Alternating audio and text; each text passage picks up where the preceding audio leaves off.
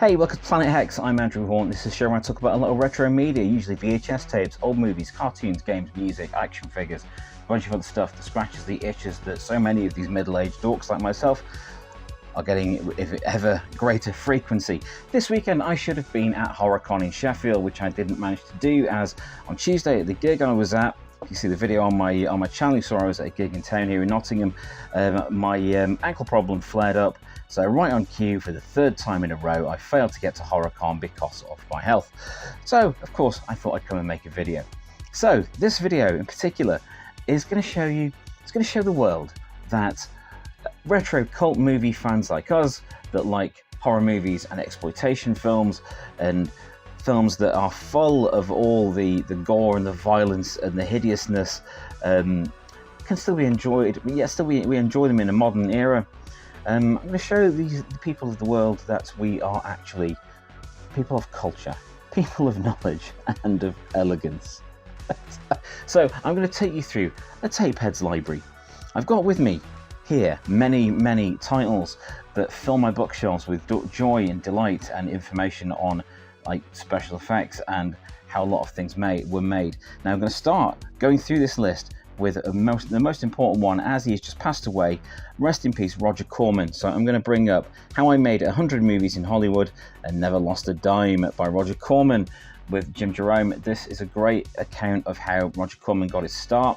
I'll be rereading this at some point, but it is a great look through all of his early movies, how they got off the ground, all the guerrilla filmmaking techniques he had at his disposal, and all the things they did in order to get these things made and finished and out there in front of audiences. Hugely recommended. I recommend throughout this video you may pause it when I've shown you these various titles and start yourself a shopping list. There's a lot here to take in, and I think a lot of these are going to be of interest to you marvelous people that do join me here on my channel. So following up from Roger Corman, I needed another luminary to tell you about. So of course I've got two books here by a certain Lloyd Kaufman, Make Your Own Damn Movie, and all I need to know about filmmaking and learn from the Toxic Avenger. So two books all about how Lloyd Kaufman and Troma came to be and made their movies and made their name for themselves. I do love it that Lloyd has once, many times, referred to himself and Troma as the herpes of the film industry. And why not?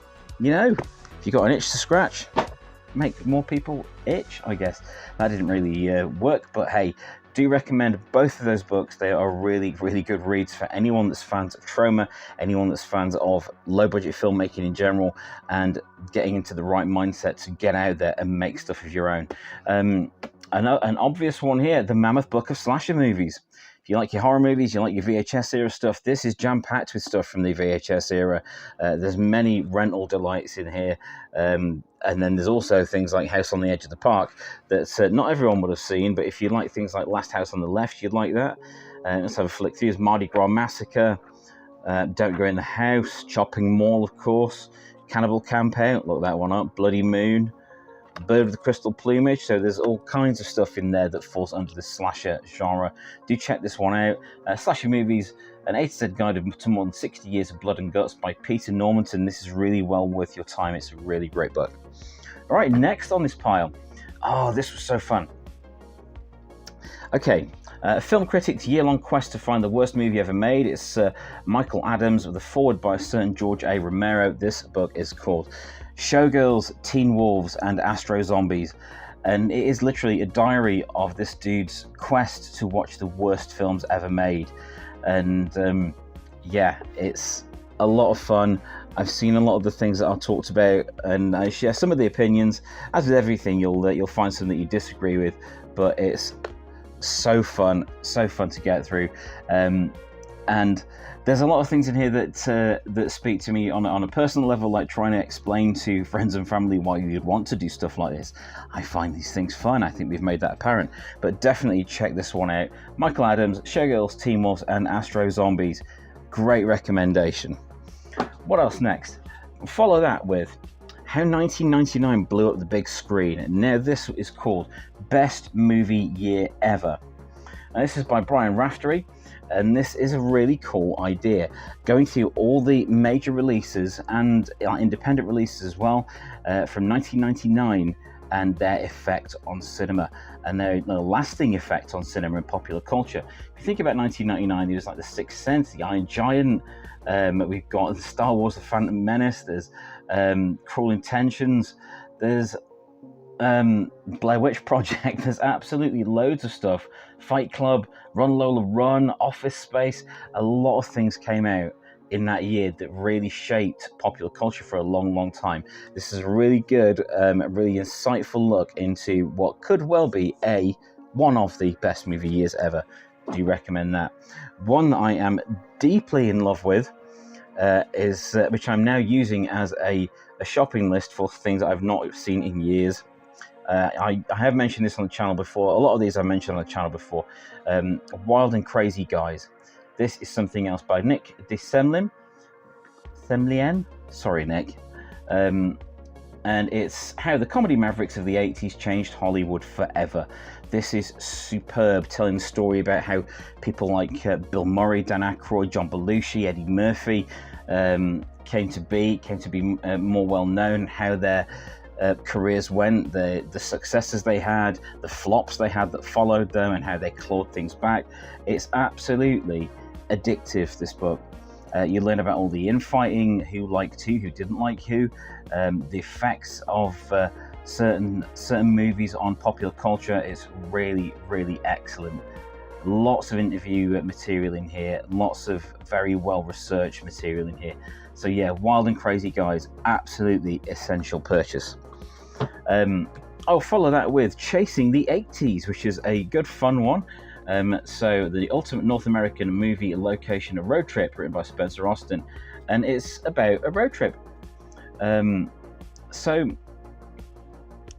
yeah, it's about a road trip across America, trying to visit famous locations from movies that you'll be familiar with, like Ghostbusters, Back to the Future, Top Gun, Short Circuit, Goonies, Rain Man. There's even the A-Team van on there.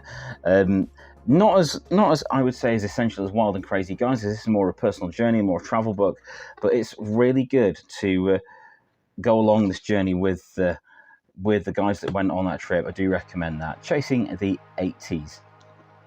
On a different note that isn't movie related, I've got a book here by a guy called Mark McRae, which really found very interesting. Now, there's Mark McRae. Looks like he's dressed a bit like a 90s talk show host there. Maori, or that sort of thing. Is it Maori? I don't know. One of the American talk show hosts. Anyway, but this book is The Best Saturdays of Our Lives. And this is about the evolution of Saturday morning TV. Yeah, it's got an American skew to it because it's about the States. But there's it goes through all things like the Hanna-Barbera cartoons and stuff like that. It's such a really cool thing. And I think this would have a lot of crossover appeal for fans of this channel and people that are into VHS and, you know, cult movies and collectible movies. Do check this out. There's a lot of nostalgia to be had in it. Even if these weren't titles you grew up with, you know, not everyone watched things like Josie and the Pussycats or whatever that was being talked about in some of the parts of this book. But it is an excellent read. And there's, like I say, there's a lot of nostalgia to be had, and it's really well written. Definitely check that one out. Next, bit more tongue-in-cheek, this one, and it's quite a thickness. This is What's a Nice Actor Like You Doing It in a Movie Like This? Says it all, really, doesn't it? So this is the ultimate guide to the most embarrassing movies in history and the celebrities that appeared in them. So that's cool. It's not one to read cover to cover. It's quite hefty, but it's one to dip into if you want to look someone up. Say James Spader, Hilary Swank, Billy Bob Thornton. Who else we've got in here? Stephen Dorff, Kirk Douglas, Richard E. Grant. Although they have got, for Richard E. Grant's entry there, they've got Warlock. I mean, who could be embarrassed about Warlock? Warlock was awesome. Okay, James King wrote a book called Fast Times and Excellent Adventures. So this is the surprising history of the 80s TV movie. There's Phoebe Cates, as you can see there. And there's Tom Cruise on the back, and it's what it says on the tin. It is a look through the evolution of all the 80s teen movies that grabbed our attention and continue to grab our attention to the day. You see there's Bill and Ted on the cover there. On the back there's Molly Ringwald. So it covers all like the John Hughes movies, as well as things like Fast Times at Ridgemont High, Less Than Zero. It goes back to things like The Outsiders and the evolution of things, how they came to be. From a late 70s Hollywood influx to an early 90s indie scene that gave youth cinema a timely reboot. Respected film expert James King smartly highlights the personal struggles, the social changes, and the boardroom shakeups that produced an iconic time in movie history. This is really, really good. It's a very grown-up look at an era that is not always looked back on with the fondest of opinions, apart from things like The Breakfast Club, which is always going to be, looked back on fondly by a lot of people. This goes through the entire thing and deconstructs it and figures out why these things were successful. Oh, war games. Sorry, getting distracted there. There's so much cool stuff in here. Valley Girl, Flashdance, of course. Great stuff. Porkies. Do check that one out. That's a really good one. Moving over to a couple that I would imagine that some people of this channel would have would be things by Kim Newman. So, of course, the classic essential that everyone needs by Kim Newman is Nightmare Movies. I've got a couple of copies of Nightmare Movies around the house. Do check this out. I honestly can't recommend this highly enough. Kim Newman knows his stuff and goes and explains it all for us. Nightmare Movies is an essential. Also by Kim Newman, I've got here the collected reviews from Kim Newman's Video Dungeon website. This is cool. Look at it. It's monstrous. I would use this as like a guide if you're thinking about watching something or, thinking of picking some stuff up. There's really good, some really good reviews in here. They're split into like sections that's of like sort of genres. So cryptids and critters, confinements and dangerous games, famous monsters, found footage, that sort of thing, secret agent men and women, serial killer and cops, weird hippie shit, wildlife, and so on. There's a lot to love in here. I think there is also a review in here that I almost punched the air when I read. I believe there is a review in here for We Are the Flesh, which is the worst thing I've ever seen, ever. And I thankfully was on board with that. Video Dungeon, check that out. So, moving on. I told you there's a lot in these. I hope you're keeping up. I hope you're pausing. I hope you're making your list. So, this one, it came from the video aisle. I've mentioned this a few times. This is a book all about full moon movies and Charles Band and the evolution of full moon movies when it moved on from being Empire and all the things that got made. And it's just wonderful. It's extremely well researched, very well written by a number of very knowledgeable people. But it is it's been put together by Dave J, William S. Wilson, and Torsten Dew, but there's been a lot of contributions in this. This is a monster of a book. I think these are getting a little bit pricey now. I think you're looking at about £40 for a copy of this at the moment. But such a well-researched, engrossing read for an often overlooked by many period of cinema and filmmaker. On that note, I would also recommend Confessions of a Puppet Master, Charles Band himself's autobiography. This is a very quick read, I must say. It's for someone with such a long career and storied life, it is a very quick read, but it's extremely well worth your time. I know he's doing another volume of that. You check that one out. Also on the Charles Band list, on the Charles Band part of this, I couldn't not mention Empire of the Bees. Again, I've mentioned this before on the channel. Love this book so much. It is an incredible book about all the movies made under the Empire banner. So you're looking at like From Beyond, Reanimator, and The Savage Island. There's Trancers, which I love dearly. Dungeon Master. Honestly, check this out. If you have even a passing interest in things like Reanimator and Troll and Rawhead Rex and all the others, this is a great book for you. On to my last pile. Told you there was quite a few. So, Eaten Alive by Jay Slater. So this is about the Italian cannibal and zombie movies. What else can I say about that? The making of all that scene of Italo horror is really insightful. It tells you how some of the films went a bit too far, things and all the problems that they had when they came out. There's a lot of things in there about all the Lucio Fulci movies, then Ruggero Deodato, and yeah, not always the easiest to read, but it's a really good one nonetheless. Couple that with Making of Day of the Dead. Personally, my favourite of George Romero's zombie movies by Lee Carter, followed by Greg Nicotero.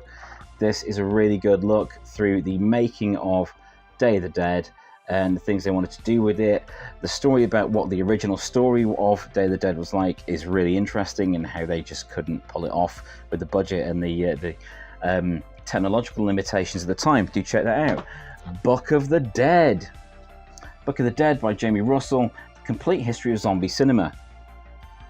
Don't really need to say anything else about that. It is a really comprehensive look through the birth and the development and the evolution of zombie movies, including all stuff like the Blind Dead series. There's a great deal to enjoy in there. A recent acquisition, Last Action Heroes, about the classic, Carolco, Orion sort of era. Yes, so much fun. It's full of people like Chuck Norris, Dolph Lundgren, Jackie Chan, Steven Seagal, Jean-Claude Van Damme, Bruce Willis, and of course Stallone and Schwarzenegger. This is a great look through a very macho, very testosterone-fueled, very loud and explodey era of cinema that was so fun. Do check that one out. I've got one here that is sort of VHS adjacent. If you like your horror and you like your icons of this weird little scene that we are a part of, Cruelly Yours, the Elvira autobiography by Elvira herself, Cassandra Peterson. It's great. It's funny. She's very funny throughout the entire book. Very entertaining book. Very surprising book. There's stuff in here where she's run into Elvis Presley and Elton John and all kinds of people. Shouldn't hold you there, Elvira. I do apologise. Check this out if you're able to come by a copy of this. Yours Cruelly, Elvira, well worth your time. One that is a little bit more scholarly is You Couldn't Ignore Me If You Tried by Susanna Gora. The Brat Pack, John Hughes and Their Impact on a Generation. A really good, more scholarly, as I say, look through the John Hughes era of cinema. So you've got things in there. You've got Breakfast Club, Ferris Bueller, Say Anything, that sort of era as well. You've got things like other things being talked about in there, like About Last Night and so on, and the good and the bad parts, such as how 16 Candles has not aged very well at all. Do check that one out if you're into a bit of John Hughes. Gods of Grindhouse, interviews with Grindhouse filmmakers, which I'm still going through. I do like the interview with Frank Henenlotter a lot. There's a lot of good stuff in here to go at. So that is literally does what it says on the tin. It's interviews with Grindhouse movie makers, with exploitation movie makers. Well worth purchase. Again, VHS adjacent. Satanic Panic, pop cultural paranoia in the 1980s. A really well-researched, hefty look at what went on with people trying to ban movies and music and, even board games, all the stuff that came in for all the stuff that went on with D&D and things like that. But yes, it has some content in about trick or treat. Yes, absolutely. Are You in the House Alone? We've got this is a compilation, an anthology, a TV movie compendium covering TV movies between 1964 and 1999. Many of these were released on VHS, and I wasn't aware that a bunch of these were TV movies, so it's really interesting to get the insight into how these things came to be and how they were initially marketed as TV movies, and then a lot of them found their way over here in the UK on VHS. Aesthetic Deviations, which is the shot on video horror movies, so SOV horror movies for the uninitiated. This has been a great help in putting together vhsatemybrain 2. Do check that out. Bleeding Skull, a 1990s trash horror odyssey. More SOV horror goodness, weirdness, madness, strangeness, badness. There's a lot in here which is just complete insanity. Covering films like Savage Vengeance, what else have we got? Night Killer, Night Crawlers, Horoscope, Horror Girl, Feeders, Fatal Possession, Dead Things, Dead Meat, Dark Harvest, Broken Skull, Bride of the Killer Nerd, Skinned Alive. The normal average family viewing. Check out Bleeding Skull, and this brings me to my last one of the list. Well, the last one on the list that I didn't write, which is Analog Nightmares. I have mentioned this a few times. This copy is getting a bit dog-eared as I've been through this so many times. Again, this has been an invaluable tool putting together VHS8MyBrain 2. This covers hundreds of shot-on-video horror movies in great detail. This is surprisingly cheap for a book of this size. It's a large format book. It's a surprisingly good price. If you now do check this out on Amazon. If you have any curiosity about shot-on-video stuff, you couldn't go better than getting a copy of this. This is just excellent. There's interviews, there's reviews galore, and it's a great one to go through. So I couldn't do a video like this without talking about one certain book in particular that changed my absolute life, and it's VHS8MyBrain. This is the revised edition, which is out now, with a load of extra stuff in it. So the original came out 2014. I put that in 2014, and I was surprised that anyone read it. And surprised that it kept being read and kept being bought for years to follow. I did this revised edition, which is way longer and has a lot of extra material in it in 2023. And again, moved by how many people are checking this out, and I'm still getting messages from all over the world about VHS8MyBrain and the effect it had on people. Of course, after the original, it came back as a magazine column in Scream magazine, which I did for a year before leaving the magazine. Couldn't fit it in anymore, just with life and everything, and that has been continued to this day with a different writer. So, thanks. But yes, the new one, VHS8MyBrain 2: The Revenge, is coming. Again, as I mentioned before, it has been delayed due to illness this year, but it is coming very soon. It's done.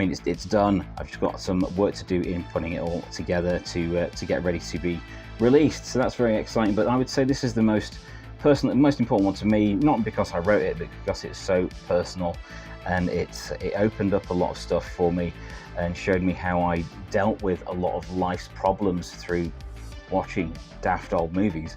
And you know, that's my therapy. It's something I intend to continue doing forever. There's me on the back. And I am done with my list now, so I hope that's given you some ideas of stuff to pick up for yourself, for your own nerd cave, bookshelf, or wherever you like to keep your fine things to read. Yes, that's some of the great things that I've been really enjoying the last few years. They've really helped in shaping the stuff I write and the content I bring you on here. So do check out those books, support those authors. And yes, thank you for joining me for this episode of Planet Hex. I'm sorry I wasn't at HorrorCon. I do apologise. There was no way I could do it. I held off booking my tickets to the night before just to see if I could actually walk, and I couldn't. Wouldn't have been able to do it. I couldn't get down the stairs without being in excruciating pain. So unfortunately, I've had to miss it again, but I'm determined to get there eventually. So look out for that at some point. But yes, I'm Andrew Horn. Thank you very much for watching this episode of Planet Hex.